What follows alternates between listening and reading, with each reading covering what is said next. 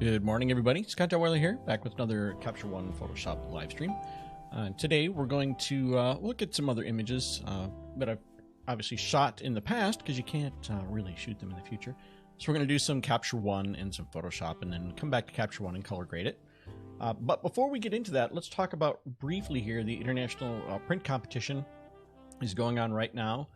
The district judging. So this is free for anyone to watch, and you just go to stream.vipc.org and you can just log in. You don't have to be a member of PPA to watch this. This is a great educational event.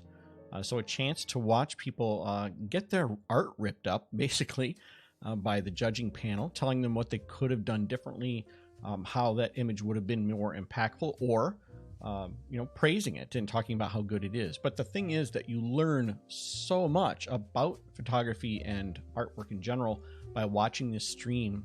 And I think photography competition is probably the single most important way for someone to become a better photographer, because I have learned so much by watching these competitions and participating in these competitions, because it's all anonymous until the awards ceremony comes up, obviously. But if you throw a dart at it and you're not really sure if an image is going to do well, but you want to see what judges say, this is a great opportunity to do so. Now, this is the district competition now, and the international competition is in a few weeks. So you have time to make adjustments to your images from this competition to the next one if you choose to use the same images.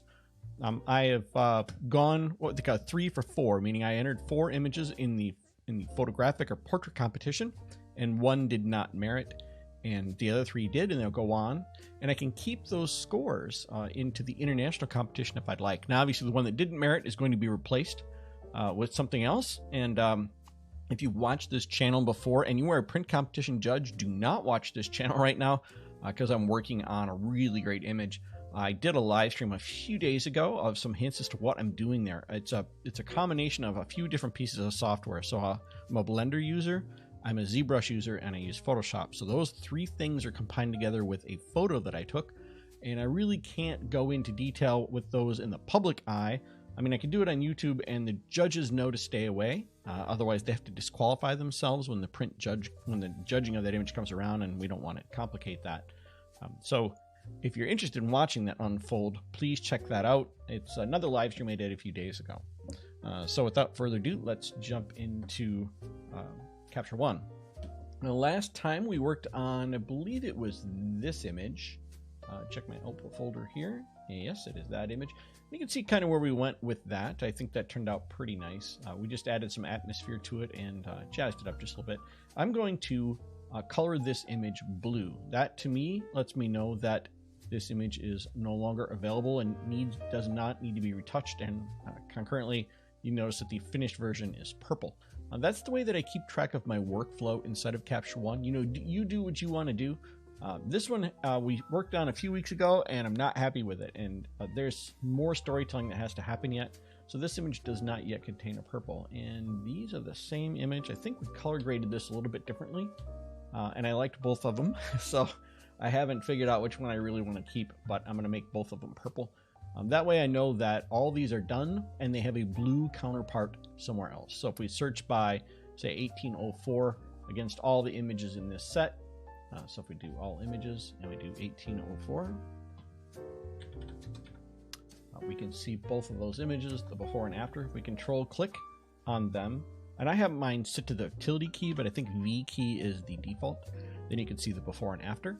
You can use your scroll wheel to zoom in and out, and if you hold down your shift key when you scroll, you can scroll both simultaneously. So if you want to say, well, how did I do on the skin retouching on the before and after? This one's going to take a lot of load because it's a little over 2 gig as far as a TIFF file goes, so we can kind of see the end result. I'm really happy with this image. My wife doesn't really like the butterflies so much. She's like, what is your obsession with butterflies? I'm like, I really don't know that I have an obsession with butterflies, but she's not a fan of it. I said I needed something for the girl to look at, because otherwise she just looks like she's sad and looking somewhere. So there we go. That finally loaded in. So you can kind of see the before and after. We did this live, so if you want to know how to do skin, well, stick around, because we're going to do that today as well. So today's image, I wanted to work on this image of Regan. I haven't done one of her from the most recent set, and I think this image has a lot of possibilities. And I was doing a lighting demonstration that day, and I was talking about how hot the shoulder can be because it is closer to the light, and that you needed to, first of all, feather the light across the front, and then you needed to rotate the softbox so the corner would not, hit this. It would be in front of her, kind of a diagonal like this. And unfortunately, I like this image best. This pose was just a happenstance little thing. She looked down at her hand, and I went, wow, I really like this pose, even though the lighting is kind of messed up. So we're going to try and darken that shoulder down to save this image, because this image right now, this shoulder is way brighter than her face, and that's not really acceptable. So let's troubleshoot that a little bit here in Capture One, because that's exposure based. And because it's exposure based, then that's problem solving we do here. I have to uncheck all these little tiny boxes. I'm hoping they'll come up with a way to do this quickly by like alt-clicking on a checkbox. Would just be so nice. So nice. All right, so the first thing I want to do is I want to look at the dress here. I'm going to bring this in by using the black slider, because it is the darkest parts of the image, and we really need it here. Now, shadows is a little bit different creature. I kind of think of shadows as more in here, and the blacks are down in here. So it's the black parts that are really the pariah here for me. So I'm going to bring those up a bit. And I'm not going to worry about the rest of the image. We're going to continue to kind of work our way through the problem-solving process here. Once we have that done, we can look at the shadow. And I can pull shadow back down because, again, the blacks have been brought in, and that's really what I'm working. I'm looking at these numbers here, and I can't have any zeros. You can also use this exposure warning, and that will show you if anything's blown out. You can also set it to shadow warning. If you're concerned with that kind of thing, you can go into your preferences here, and there's where is that warning thing? It's in here somewhere. There we go. Enable shadow warning, and you can set the tolerance for this. You can say anything that's 2 or under should warn, and anything that's 250 or more should warn here. So if we go back and turn on our exposure warning, we see we have a little bit, and we can again use shadow or black combination thereof to bring that up. Now we got to be careful because we're bringing up a shadowed area, which means this area doesn't have a lot of saturation, and you can kind of see it's falling apart down here. Like we're getting a lot of junk, and I don't know that I really want to deal with that. It's not worth the amount of shadow we're recovering, but I just want to kind of recover what I can, if that makes sense. So I'm going to adjust that a bit, and then same with the shadows. If there's a little bit of shadow work here, I actually kind of prefer to bring this down a little bit. Although I may do that in another method. Let's try that first. I'm going to turn this on. So first of all, let's get rid of that arm problem. So I'm going to hit L on my keyboard to bring up the linear gradient. I'm just going to draw a gradient like this. And my goal here is to bring that arm down. So my knee-jerk reaction is to use the highlight a bit. And I don't want to use it too much because I think this looks so weird. But I'm going to try and actually bring the exposure down on this whole side of the image. Because my plan is to actually cause a bit of a vignette here all the way around. So that's the first one, and I'm going to put another adjustment layer in here, and then we're going to bring this side down as well. But we want to bring it down as far, but just enough to kind of make this thing look cohesive. Just a skosh, I think. Skosh, I like that word. Skosh. Something along that line. So that looks pretty good to me. The other thing is I don't know that I need this full length, so I may decide to change this to an 8x10, which is a 4x5. And if we touch it there, then it's going to go ahead and create that crop, which I find much more pleasant. I don't need that whole bottom part. Obviously, we're caring about this part, that part that's in the shadow. If we were showing off the dress, or we're showing off something fancy down there, then I would probably end up keeping it. But in my mind, I really don't see a reason to keep the lower part of that, especially because it's the problem part of the composition. Although, I have to say, I don't really know that I like to feel it. It's a little bit cramped now. So I always trust my instincts on these things. So maybe what I want to do is something along this lines. Oops.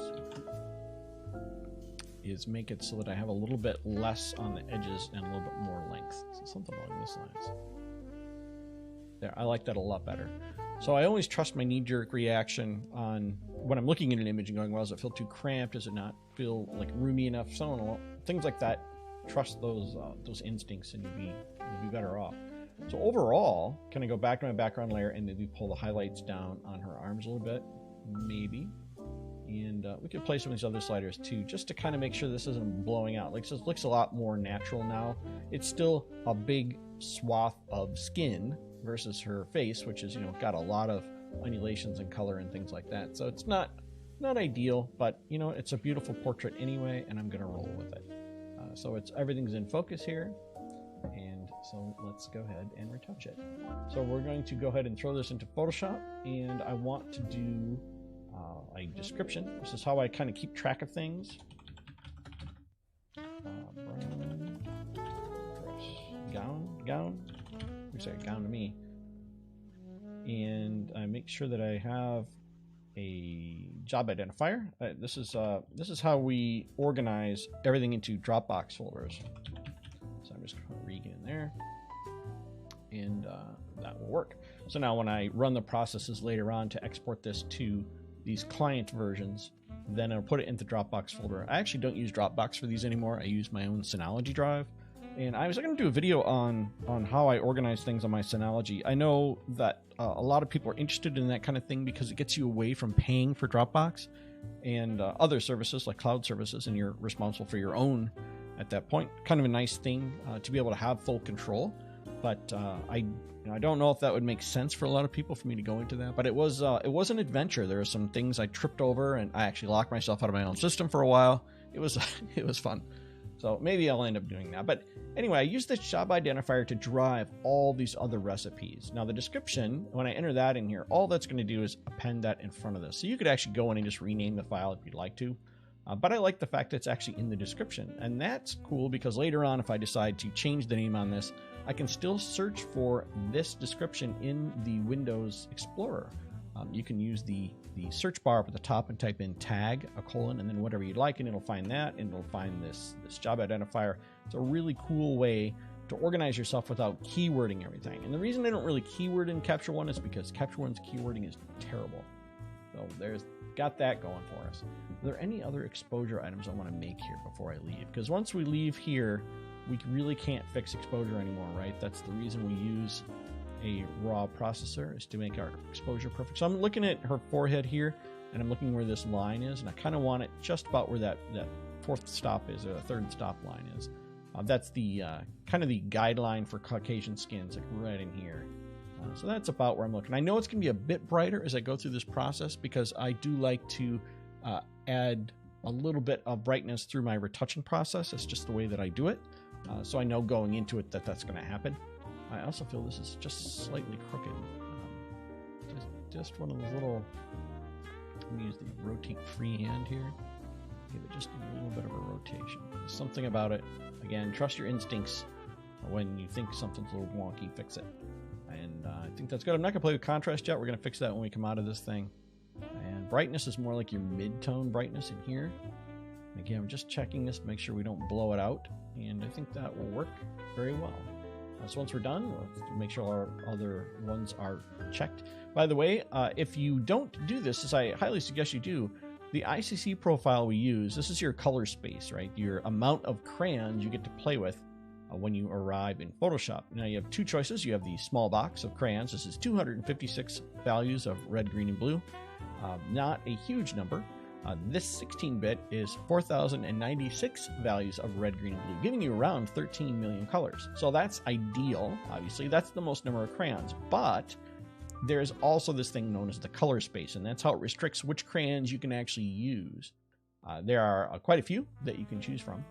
The ones that most people are familiar with are the Adobe Rgb, which is a fairly good-sized gamut. That's gamut is a fancy word for color grouping or grouping in general, but the color gamut here is pretty large. The smallest one that we use is the sRGB.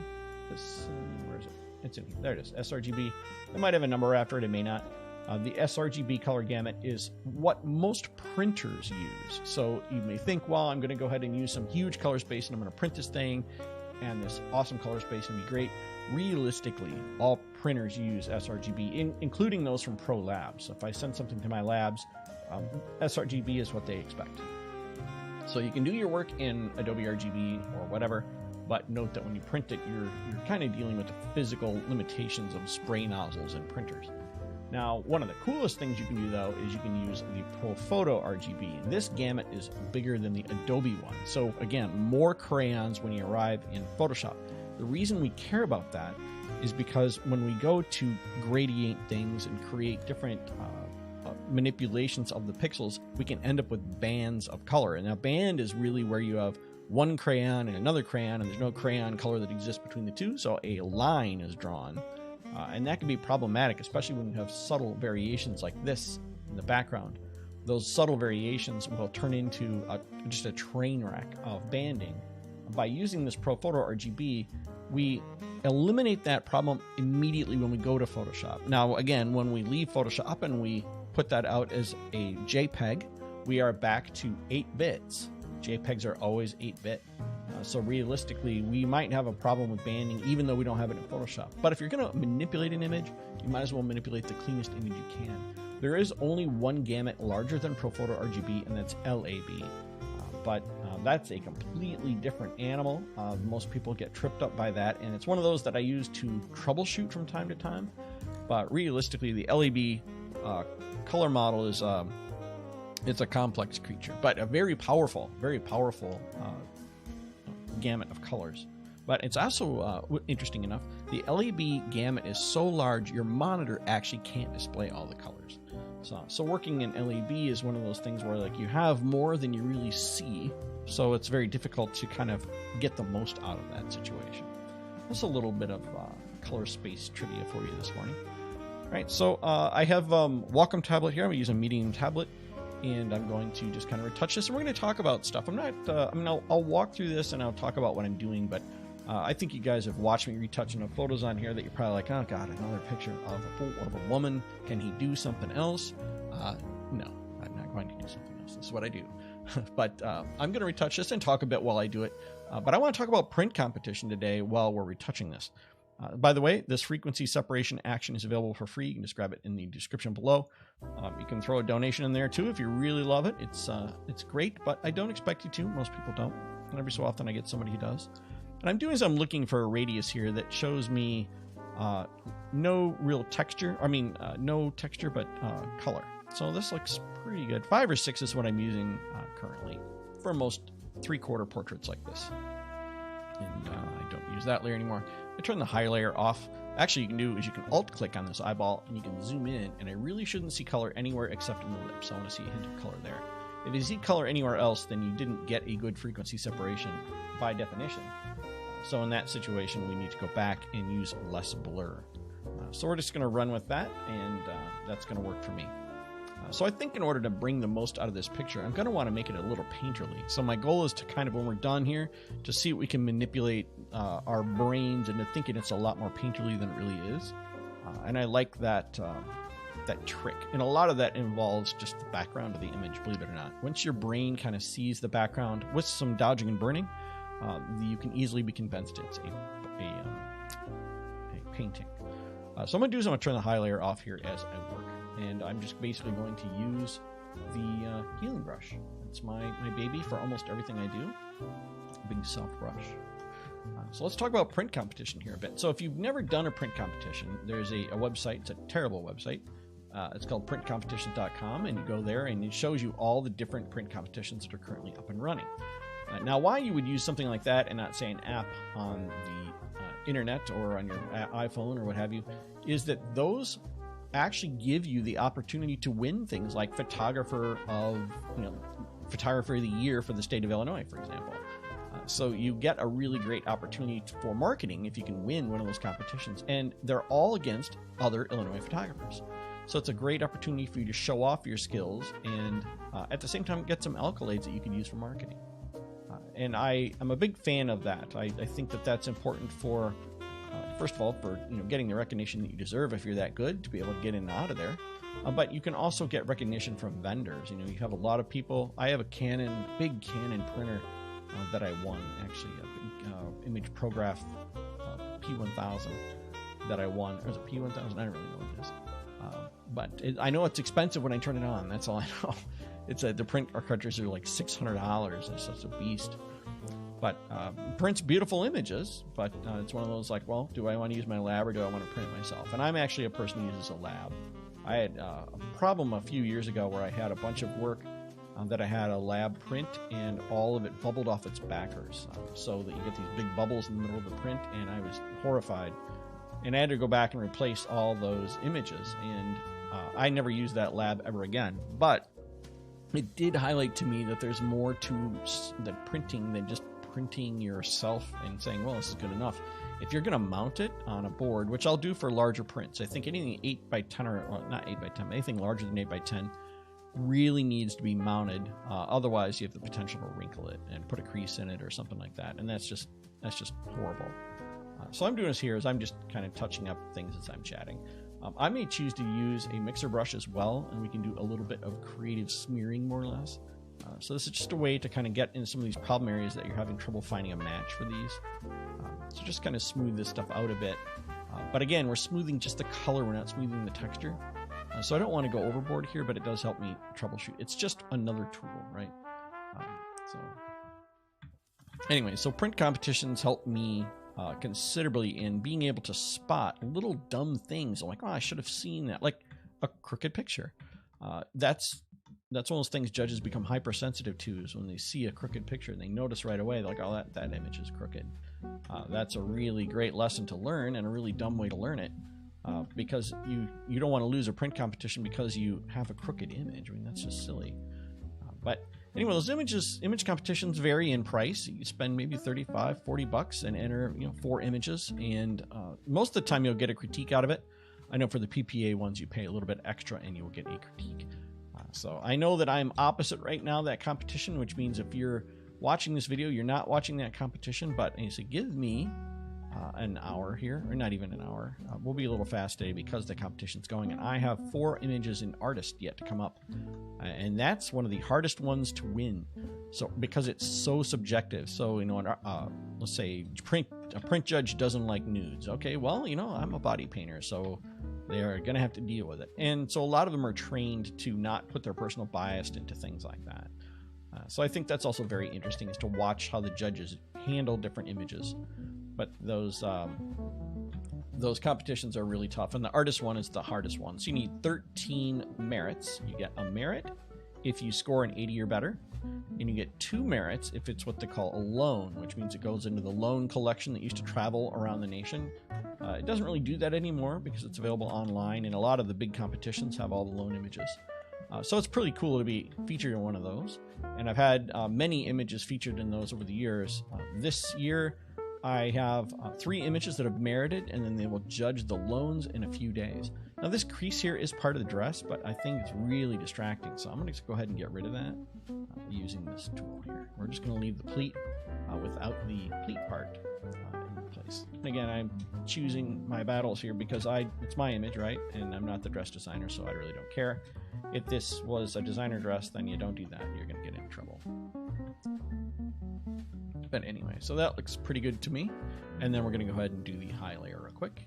So this is going to work pretty fast. Just again, use a clone stamp here at 100% hardness. And we're just taking the texture of her skin and copying it over these little hairs we've already gotten rid of. So it should work pretty well. If we still see a mark there, it means that there's something still on the low layer we need to get rid of. But otherwise, this should be pretty fast.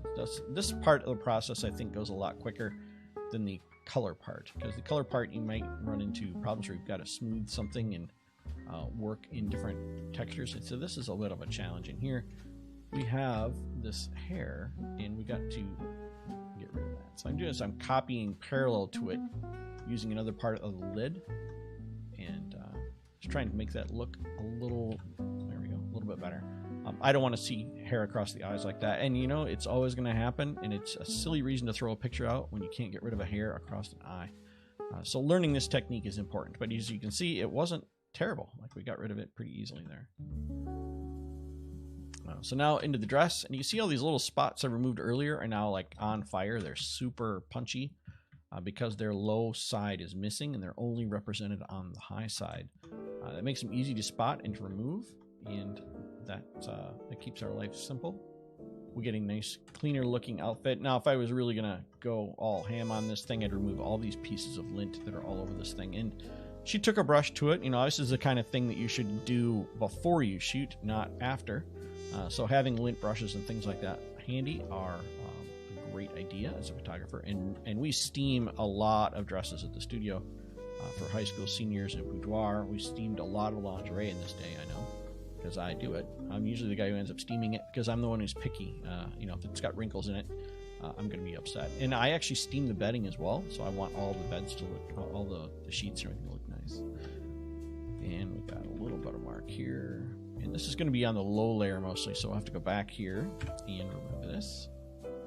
So if you have any questions as I'm chatting along here, feel free to throw them out there. I'm just working on this image as we chat about print competitions. Oh, we got this big hair here too. That's right. Almost forgot about that.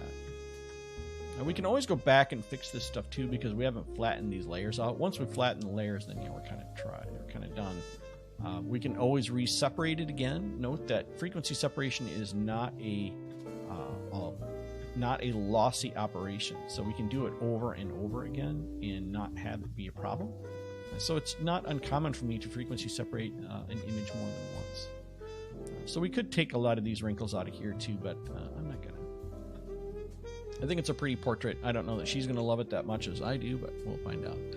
Okay, so once I have this all separated, I'm gonna go ahead and flatten this thing. There's two ways to flatten it. One is just highlight this and hit Control E, and that will flatten it. You can also go up here to this hamburger menu, and you can see that we can flatten it. Where is it? Merge group. That's Control E, what I just talked about. We can merge everything visible, which I don't want to do because I really like having this background image on here. So I can do these like before and after things. And people are like, well, what'd you do so far today? Well, we did that. Very simple, easy going, looks good. All right, I do want to do some liquify on her though. And I'm not going to liquify what you think I'm going to liquify because she's a CrossFitter, so she's really happy with her musculature, and I am as well. But I do want to change her hair a bit. So I'm going to duplicate this layer because we don't want to work on our original. I'm going to hit save because Photoshop is a habit of crashing lately. I think it's because we're paying extra for this product, I'm guessing. And I'm just going to Control-Shift-X to get into liquify. And what I'm going to do is I'm just going to pull out on the hair, on the body of the hair a little bit. I have never found a woman who felt that her hair was not full enough. So, did I say that right? I might have said that backwards. They all want their hair more full. So I'm just doing a bit of that to give it some more body. That's all I'm doing here. Nothing else. Just that. We could go in and we could push and pull in this coat as well, but we're not going to. So I think that looks nicer. I think she'd be happier with that. And it's such a subtle touch, she's never going to notice. And that's, again, one of the things about retouching I really like is when you can introduce a small item like that and have everybody be happy with it, that you win, everybody wins. And since I like this now, I'm going to go ahead and flatten that down. I don't need to keep that previously unliquefied version. But notice the order I did this. I liquefied it after I did the skin. And the reason I did that is if I do want to keep this, for example, and she comes back and she goes, oh my God, why is my hair so fat? I can go ahead and just take this layer out and we have all her skin done. I don't have to redo the skin. So do the skin first every time and then do everything else on top of that, because you can always back up to what is effectively the hardest part, is retouching the skin. But once we've got that done, and because this is my project and not hers, I'm going to go ahead and flatten it because I'm not going to undo it. There are some things here I want to fix. I'm going to get rid of some of these hairs here, and we're going to use a combination of a healing brush and a clone stamp. So I want to use the clone stamp for the majority of it, or not the clone stamp, the healing brush for the majority of it. But in some cases, I'm going to get some little smears, and then I'm going to go ahead and use the clone stamp to get rid of those little smears. The reason I don't use the clone stamp for everything is it will make little noticeable circles everywhere, which annoy me. I mean, I could try it right in here, but yeah, it's better off maybe we just use a clone stamp here. But again, just the little flyaways is all I'm looking to control. I'm not looking to perfect the image here. And you kind of see some of the junk up in here, at least I can. If we use our curve, our solar curve, this is another one of those things that's available on my store. I believe they give it this away for free as well. You can see we have a solar offset curve, and that's not helping me. Not as much as I'd like it to. There we go. You can see a bit of this junk that's up in here. So what I can do is I can just go ahead and grab the patch tool. That's typically how I handle it. Grab a bunch of the junk and just move it over. That's good enough. So that's how I would remove any of those kinds of problems if you have them. So let's get rid of this hair here real quick. And then you run into the situation of, well, when do you stop? That's the hard part. I do find sometimes that it's just easier to not retouch all the hair than to wander down the rabbit hole that is just a few. So I'm going to do just a few here because I want this to look good, and this part distracts me. And again, this is not a competition level image for the reasons we discussed already, so I'm not really worried about it. This is more a portfolio image for her, and it'll be great for that. So again, I probably have some junk over here, so I'm going to do is I'm going to grab the patch tool and just grab this area here and pull it over. That will eliminate any of that problem. There we go. Easy peasy. There's 1,000 ways to do hair, by the way. This is one of those things we can go on and on about, but I just want to make sure it looks pretty good there. You can also liquefy the hair down into the scalp. So if you have this bunch here, we could liquefy it in. In fact, let's try that just for giggles. I'll put a fencer on it first and use the liquify tool like this, and we just push the hair down like this. So we made the hair bigger earlier, and we're just taking these flyaways down. We're not dealing with the rest of the hair, so just something like this. It's easy peasy. Then you can bring the rest of the hair back up if you need to. Don't make your head all lumpy. You know, kind of think about what you're doing before you do it. So something along that lines. So that's another way to handle flyaways, and that's probably a little bit more elegant than trying to go in and remove them all the hard way. But sometimes you get some that are really far out there, and it just makes more sense to do it this way. All right, let's dodge and burn this thing. So dodging and burning is really, I think, the secret sauce to so many images. And I have a dodge and burn action, and all it does is load layers for dodge and burn. It doesn't do anything else. And I'm not going to use, this one's used for eyes. We have our eyes up, and use this one anymore. So I just have a gray layer that is set to overlay. We do this because there's a bug in Photoshop, and this is the safest way to dodge and burn. And then we have two curves. We have a lightened curve, looks like this, and a darkened curve, looks like this. And there's no real rhyme or reason as to what they look like. They're just a darker curve and a brighter curve with a mask. That's all it is. And we're gonna draw on these things. And it's very simple concept. We're just gonna draw on it, and everything we draw on this layer is gonna be darker, and everything we draw on this layer is, brighter, and this thing we draw on this layer is gonna be darker. Super easy. But I don't know what to dodge and burn. Like, I have trouble looking at this and looking for spots, so I use another method. First of all, we make it black and white, and we use a solid color adjustment layer set to any color of gray, any color here. It doesn't really matter. And then we're going to change that to any of these three here: hue, saturation, or color. And we're going to get rid of this layer later on. But this is the way you turn a layer, an image black and white safely. This is always consistently works perfectly. That's the way you want to do it.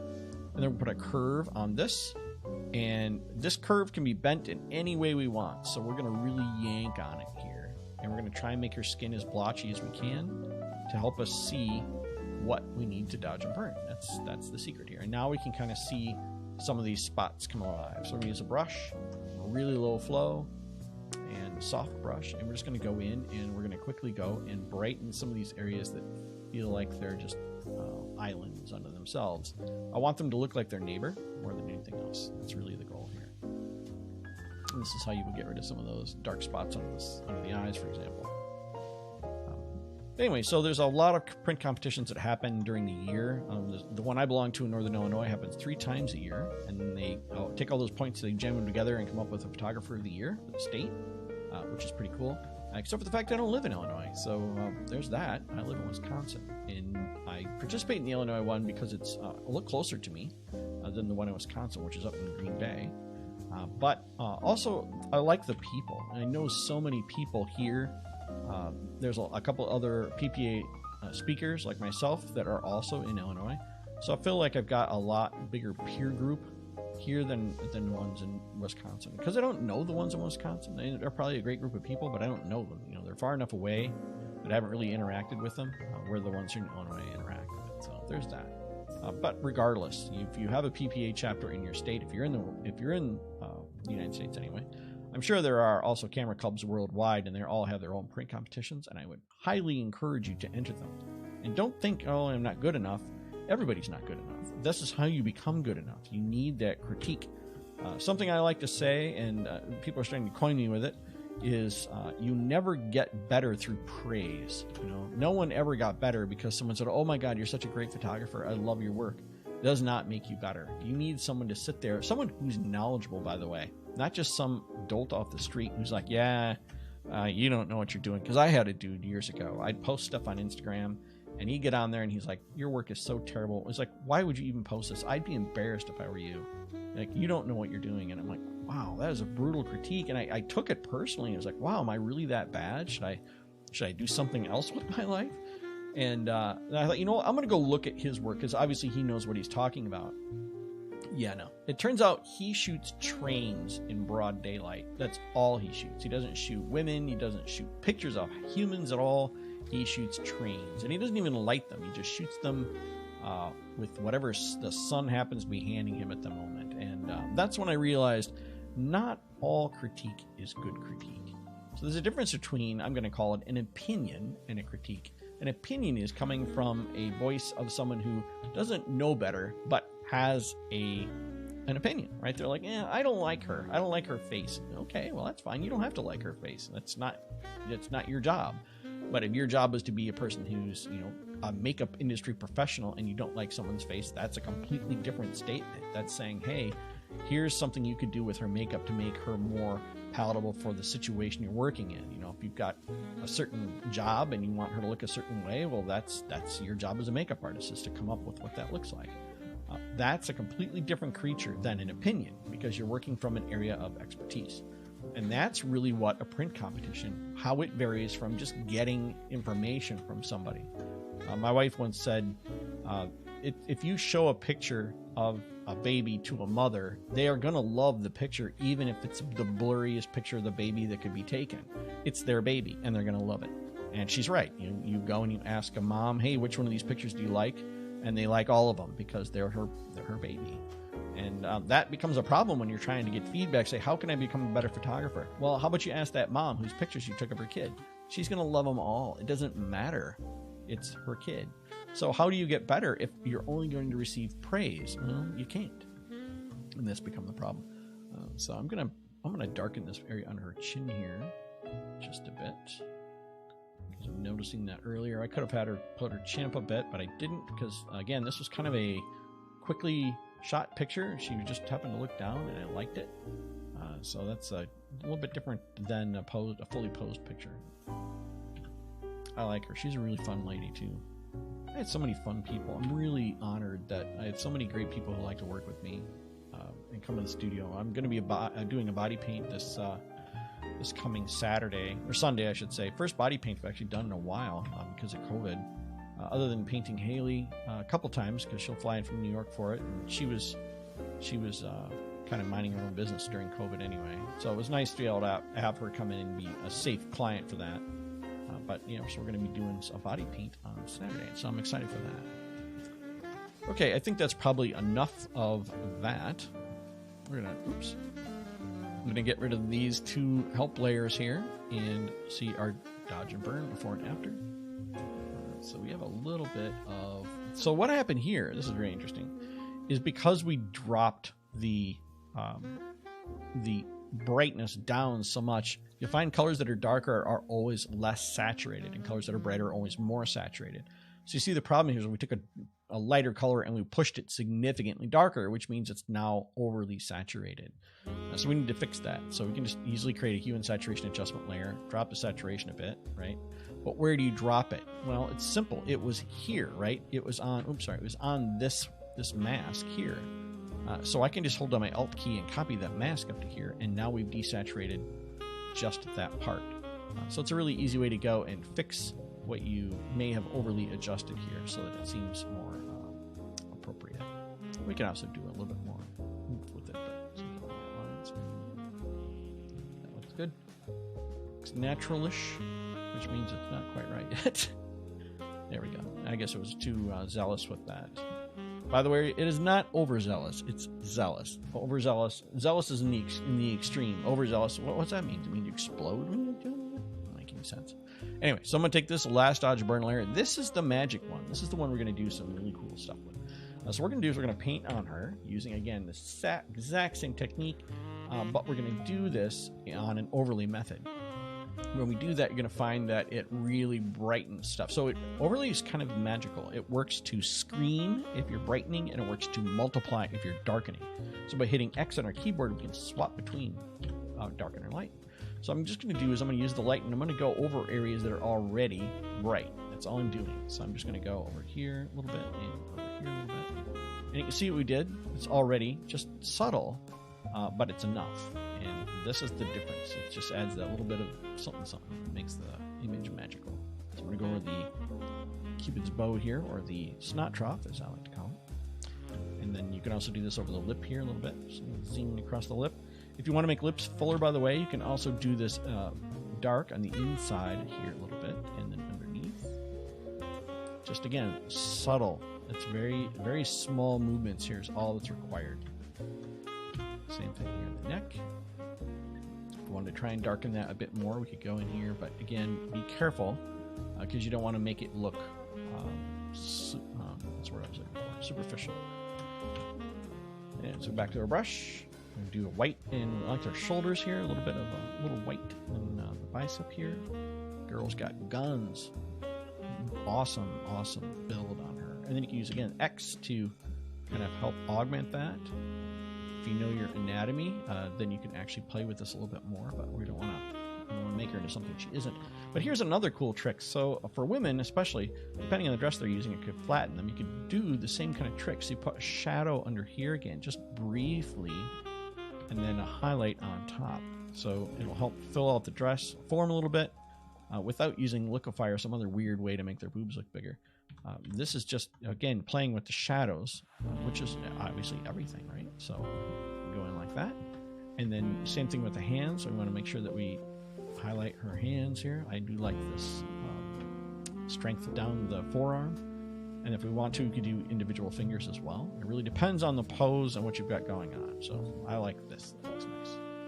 And then we can do a before and after on that. And you can see the effect that that had. Isn't that amazing? I think that it's just one of the coolest parts to dodging and burning. A lot of people just skip it. They don't know you can do that. And we can also do the same thing in the hair, by the way. So if you've got areas of the hair you want to feature, especially these highlight areas, you can just, again, go through and give them a little bit of a yoink with this. That's beautiful. All right, so let's throw a painterly background on this, and we'll call it good. I'm going to hit Control S to start the saving process. I'm going to open my bridge and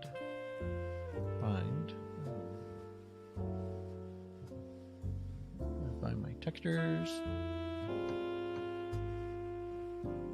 And then these are, so by the way, if you like the stream so far, click the like button. I greatly appreciate that. We've got 0 likes so far, so that would be nice.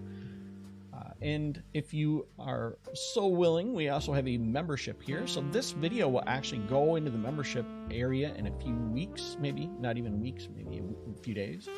And then it's available for everybody. And there's a lot of videos in there. But what's cooler is you actually get some of these textures in here. So all these painterly packs are things I've given away. Every month, there's a new texture that goes out for free. So if you support this channel, you get free textures. That's really kind of a cool way to do it. So if you're a person who likes this process and you're like, well, I want to start to learn to do what he's doing, these textures, I think this crescent one went out a couple of weeks ago, or months ago actually. I really love it. And again, I'm giving away my favorite textures here. I'm not hoarding them. Like this here. So if you want to, those textures are available and they're free. They're part of the membership for this channel. We can go this way. And this is the thing again that makes, I think, the portraits stand out from the competition. Now I do need to find her, so I'm going to go down here to frequency. We're going to do select and we're going to do subject. Now to do a pretty good job, at least initially, of finding her. We do need to refine it a bit, so I'm going to use select. I'm going to hold on shift, by the way, and do select and mask. I like this version of the tool better. I'm just going to go around her head here quickly to find her hair. And that's all we really need to do. I can use the minus in here, the alt in here to say to remove some of that. That looks pretty good. The rest of this should be fine. And that should work enough for what we're going to be doing here. And then I want to go back to this, and we're going to hit the alt mask so that it turns on like this. And then we need to adjust the method. So usually it's overlay or soft light. It's one of these two. So let's go with overlay here. And you'll see that even though that was like the most brain dead, easy thing in the world, we have a really good mask. I mean, it's good enough, right? The only thing we need to adjust is, what is that? You know what that is? That is the strobe. I think the strobe behind her from something else. So let's do, I'm going to put this on a separate layer. I'm just going to grab a spot over there and color this in.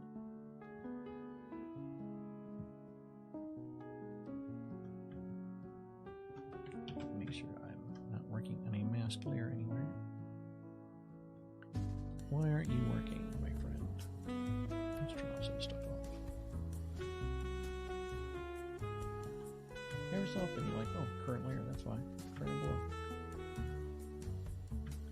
So I just want to goof this in real quick here. Just make sure you get it good enough, and then we're going to go and put a mask on it, and then we're going to perfect that mask. Now the reason I did this separately is because if you look at this area,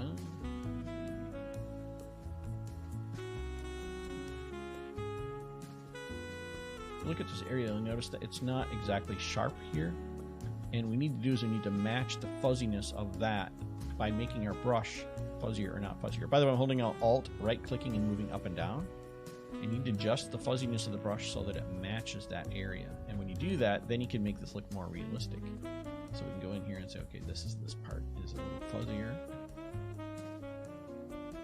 Otherwise, it's going to look super fake. Well, thank you, John Caldwell, for the subscription. And then I'm going to do the same thing over here.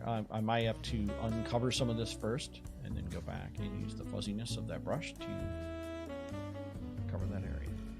Like this.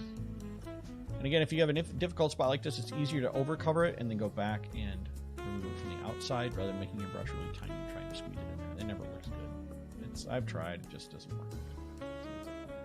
So it's all good. All right, good enough. There we go. So now that works. We need to take that and apply it to this here. So we can go into this, use a brush, X, and oops, invert that, and then paint that white. That way we've got all our mask in there. Kind of. No, we do want to do it the other way. I was right. Well, that's a headache. Goofy mask I made there. Invert it. Let's color that white. There we go. Now we've got some background as we do different things here. This will actually show up here. Otherwise, it's going to look weird. Turn that back on. All right, so that's a good start, but I think it needs more. By the way, something to watch for is this background here might be in focus. Like we see this is in focus, but this isn't in focus. So you're going to end up with this weird line again. So this needs to be blurred. So I'm going to use a filter blur, Gaussian blur it at like, I don't know, 5, something weird enough. It's the number that popped up. It's the number we're going to use. Close that, save, and now this should look seamless, but it also lost a lot of oomph. So I'm going to do it again. I'm going to pick a different texture this time. Like I was thinking about taking this this crescent one. God, I love this texture. By the way, I give you 2 versions of each texture. I give you one that's actually got the brush strokes visible. So for example, this Portia one here, this is the one with the brush strokes that are visible. And I give you the non-textured one as well. So you get both each month. So I haven't given the texture out this month yet. I've been working on a new one. So I will be giving that out here in a couple days. I'm just going to stretch this way. Love this texture. And then we're going to, again, play with the blending modes. And I notice I'm not automatically going to the ones I know I'm going to like because there might be opportunities here for something different. Like I might end up with something like movie poster life. Like that's pretty cool. So I do want to let accidental art have a possibility to happen here. But I think this overlay one, or soft light. Oh yeah, see the overlay one is a bit weird color-wise. Let's go with soft light. That's really nice. But we do need to turn that saturation down a little bit. It's on fire. So we're going to hue and saturation, clip this, and then we can take it all the way down. Now, maybe we don't want to take it all the way down. The other option is to take this and spin it 180 degrees, because sometimes that works as well. And it kind of does, except it's got this weird blue thing down the center of her face. So we can actually colorize this again, and maybe we can try this way. Just playing with like, how much desaturation do I want? And it looks like I'm going to desaturate the whole thing, I think that's the safest way. We're just going to desaturate it this way. That looks very nice. Now, we need to make sure that this is not a situation kind of like we just had. Is there a texture here that's too sharp? Could be, but it looks like it's well behaved, and I really don't have to worry about it. And we haven't even masked her out yet, so let's take this mask, Alt-click, and drag it up to crescent here. And I've decided that I like it over her, actually. So this looks pretty good. But if I'm going to do that, I need to blur this. Otherwise, you can have little splotchy bits all over here. So blur. 5 is fine. Okay, nice. Okay, let's get this applied. And then we're going to do one more. We're going to do the exact same texture. So I'm just going to take this one and Alt-click and drag it up here. And now we're going to play with it a little bit more. I'm going to yank on this a bit and see what I can do. So just looking to see if this is an option. So let's do hard light one more time. I'm going to hold down Alt and drag that mask up there. So we apply that mask. Now remember, this one is still being applied. So this is just kind of taking and working more in the background here. So the background is getting more interesting. And you see we have a really nice outline. There's another spot we missed. But we're going to fix that one the old-fashioned way, I think, because who cares about that gap? So I'm going to go back and Alt-click on that eyeball there. Use a clone stamp on this layer, and we're just going to put the fabric over the top of that. Yes. Easy peasy. There we go. And Alt-click on it again, and you'll bring everything back. All right, so then this is kind of the vignette, more or less, for the rest of the picture. Like, how much of that do we want in vignette? I think we want some. I don't think we want to turn it all the way off. No, I think down here is really the best benefit of that. In fact, I think that's probably the biggest benefit of it at all. So if we take this, get it where we want it, I think I'm going to put a curve on here one more time. Quick curve, darker curve, and we're going to apply that just down here with the brush again. Just down here. Soft brush. Just kind of darkens, because that I don't know why that's light down there, but I don't want my eye drawn down there. That looks pretty decent.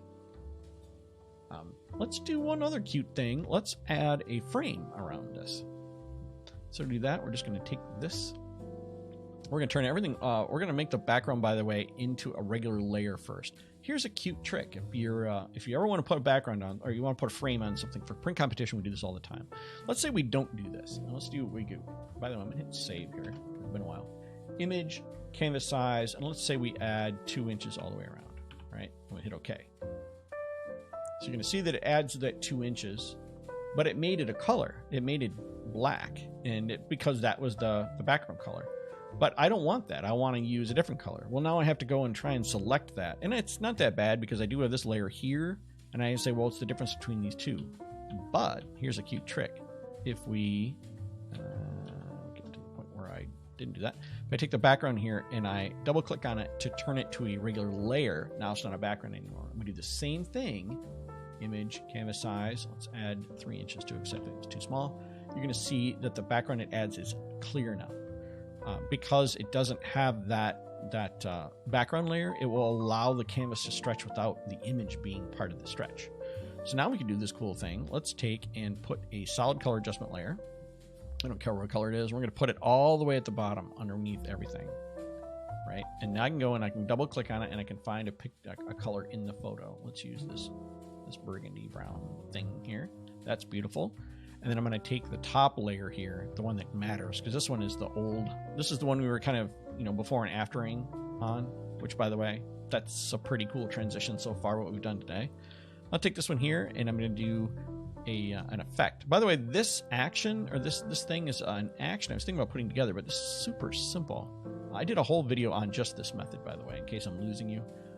And I'm just going to grab probably her skin here, and I'm using the stroke. That's all I'm doing, and I'm putting it on that layer. Now, normally, in fact, let's do this. Let's not put it on this layer. So let's clear these. Right-click, clear style. Let's put it up on the top. In fact, this is kind of a problem because each of these has a blending mode. It won't work very well. So I guess we'll have to put it on. What I would normally do is I would just take all these and make one big one. But in fact, let's just do that. Turn all this stuff off, except for the background. What I'm trying to do here is I want to make sure that I'm getting a good image here. without the background. So I'm just going to go up to the top and do Control-Alt-Shift-E. That is a stamp visible. It takes everything that's visible and puts it all in one layer. You can see that totally worked great. Now I can go back and turn that layer back on. I have to turn this off first, otherwise it becomes part of the problem. So now we can go and add a stroke and it won't look weird. There we go. Then we can adjust how strokey we want that. I usually pick a color out of the image somewhere, and then I would play with the darkness. I don't play with the opacity, which is what I think a lot of other people do. I just prefer this method to kind of wiggle with it in real time until I find what I like. Something like this. So we've got a nice, beautiful looking thing going on here. Now, what's interesting is we could take this and let's say we grab this what texture? This Portia texture here, and hold on our Alt key. We can drag it down here. Got it halfway, all the way down here, and we clip it. Now we can use this texture here, which is a little bit too small. We should get rid of that. Control T, and we can make it fill the frame here. We do this if we want to add a little bit more texture to that frame. Something like this. So now I've got a little bit of something going on there. And you may have to go back and readjust your color, but again, this is super simple to do because we haven't really left the arena of malleability. So I think that's beautiful. So I'm normally not a huge fan of putting mats around things unless it's print competition time, but because it is print competition time, I thought I'd put one around here. The stroke is just a little bit oof, yeah. One of the key phrases I'm getting known for saying is a mat shouldn't be screaming, "Look, I'm a mat." Right? If your mat is screaming, "Look at me, look at this stroke line, it's so bright," you need to rebuild it because you shouldn't be dealing with that much matte.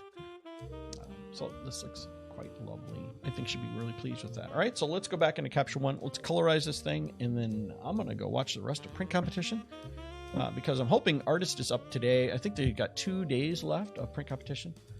So by the way, if you've stuck through the video this far and you haven't clicked the like button, I would really appreciate it if you do that. That's the internet's way of clapping, and something I often forget to do myself. So I'm one of those people who has to remind myself to do it, and it's worth it to get from me.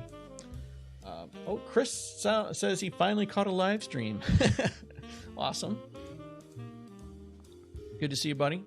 I just got my second COVID shot, and I've been sick as a dog, so I haven't really been doing anything. I hired Chris to do my personal training for me, so he's helping me figure stuff out. A personal challenge, so check him out. He's got a great Instagram. I'm not much of an Instagram guy these days. I'm really kind of leaning more into Twitter. I've really not understood Twitter, and now I'm getting it. So if you want to follow me on Twitter, it's just my name. It's just se.weiler on Twitter. And that's another great way to reach out to me. So if you have questions, comments, witticisms, criticisms, heresies, or fallacies about this entire process, you can find me on there. Okay, as soon as this dog finishes zipping itself up, that's why this process takes so long, as it does an internal zip to the TIFF file, because this thing is probably huge. It's probably 2.5 to 3 gig because of all these textures that we have here. And sure enough, it exceeds 4 gig. So we got a plan B here in some way, and usually the way that I do this is, let's look at, so we have this image here, or this one here is twice. Actually, we can't even see those because this stamp layer on top is driving everything. So I'm going to get rid of that, which may be enough. It is not. Looking at the number down there, we don't need the original layer, the before and after. Although it is cool to look at, we can lose that as well. There we go. That's 2.19 gig with compression. Should get us to where we need to be. You said he had a migraine for 24 hours. Yeah, I just felt like a bus hit me, and I've been kind of down and out since then. So it's one of those things where I've been dealing with it. And although I've been keeping on the diet pretty well, I guess that's the, they say abs are made in the kitchen, right? So I'm down about 2.5, 3 pounds, and more or less just from calorie counting more than anything else. Trying to keep the amount of protein and fats and carbohydrates smart. But not at an insane level. Like I'm being a little bit lazy about it, let's face it. But it's been okay, and that has actually helped. I've been down 2.5, 3 pounds, and that's a healthy weight drop. And I did get some exercise in, so that's nice, but not enough. Like, I want to get back to my buff self. A few years ago, I got to an area where I almost thought I was going to compete. Like, I was looking really good. Now, probably in my own mind, I thought I was looking really good, but I looked really good compared to other fat dads in Wisconsin who did it that way. So that was good enough for me. So it's that I don't want the dad bod. All right, so hurry up thing. Let's go into capture one here. We're waiting for that to save. And so we know this one's red now. We know that we have a blue one because it's going to be blue now because we know we have a retouch version. So we'll go back to our output location, find her, and I have no idea where that save last occurred. So we'll give it a second here to load. And it looks like we have a pretty decent, did it just save? It did. All right, so this is our latest and greatest version. So we're all good to go. So now we can colorize this thing. So first thing I'm going to do is we're going to go into the brightness area, and we are not going to touch exposure anymore because this doesn't do what it used to do. It's this makes stuff muddy. If you want to darken it now, come on. If you want to darken it now, use the brightness slider. So this is where your mood could come in. Need it? But what I want to do is I want to add a little bit more black to this. Again, just lift that black just a bit and add a little bit of contrast, which we avoided initially. Sometimes, by the way, negative contrast is cool. So I'm just going to add a little bit of positive contrast. So something like this. And if you don't want to do the black trick here, by the way, you can also just take, and I love this look, is lift the bottom of this curve up. In fact, I even made a preset called No True Black, and it just does that exact same thing. It brings the whole thing up, and now we see all that detail in here, and that's the reason why we recovered it because before we went into Photoshop, because now it matters. And we don't want to have it be a train wreck otherwise. So now, notice we didn't have to play with any of these settings here. Because these are really, again, manipulating the raw data, which we're not dealing with anymore. What we're dealing with is no longer raw data. So I want to add a little bit more contrast, perhaps, and maybe just darken it just a little bit. Maybe that's terrible. Let's not do that. Something like this. That's beautiful. I'm going to go in here, and we're going to color grade this thing. So, oh, by the way, I did create another level of support for the channel. So it's the patron channel, or the patron support level. And not only do you get a texture, but I'm also giving presets for Capture One styles. So I have a bunch of styles I've created that are available for you. And I've got them here somewhere. Custom styles. And that's not where they are. They're custom presets. No. I don't remember where they are. Maybe I haven't moved them over here yet. This is a new version of Capture One. In fact, I got to be really kind of careful about that because I'm a beta tester, so I got to be extra sensitive to making sure that I don't actually show the beta version, which this is not. But I think I removed those recipes for this.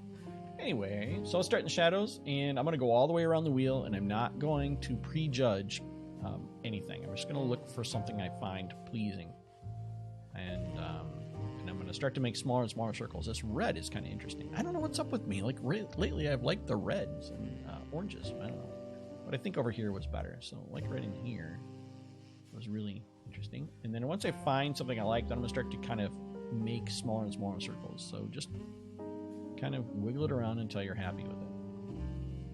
The good rule in life.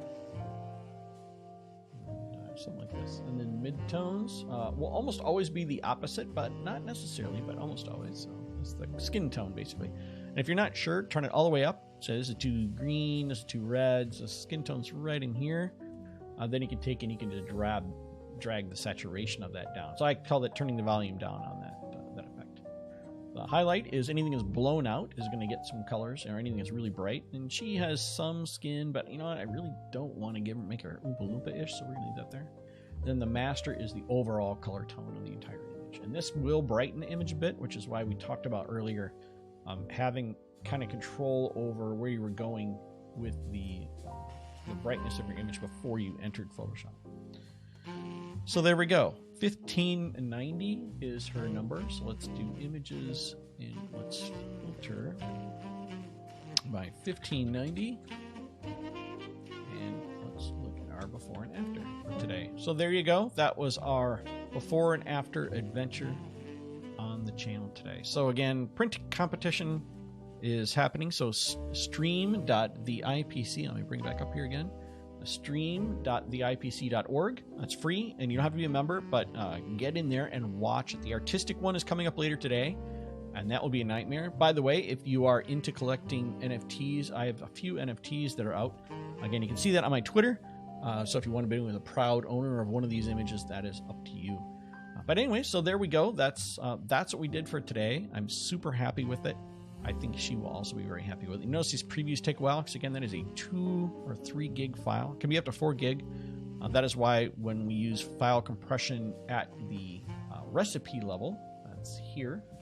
Notice it says go to Photoshop and it says what options. You're using a zipped TIFF file. So it's still a TIFF, not a zip file, but a TIFF file that has the zip algorithm inside of it.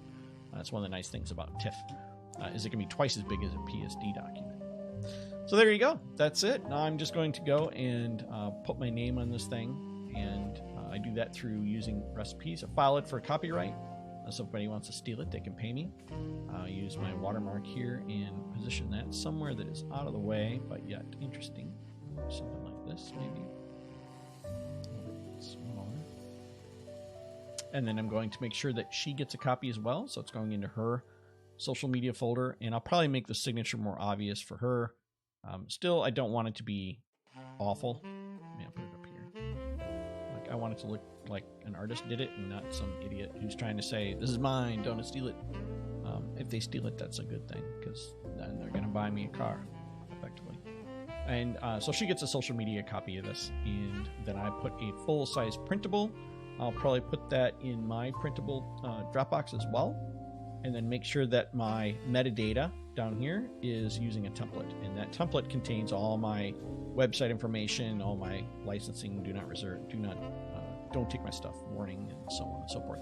And then I can just click process. Now I'm gonna let this sit for a few hours, as my rule of thumb is, so that I can come back after lunch and look at it and make sure my eyes are fresh and that I like this whole thing.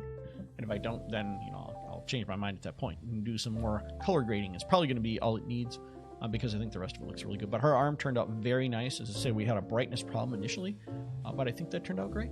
So everybody, thanks for watching. If you haven't clicked the like button, and thank you for the one person that did, go ahead and click the like button. And as I say, subscribe to the channel. And if, again, in a few weeks you want to see this video again, it's probably going to have moved into the member area along with everything else that's these live streams every Tuesday at 11:30 Central Time. Most Tuesdays. The last Tuesday I missed, but this Tuesday we made it, obviously. So I will catch everybody next time. Everybody take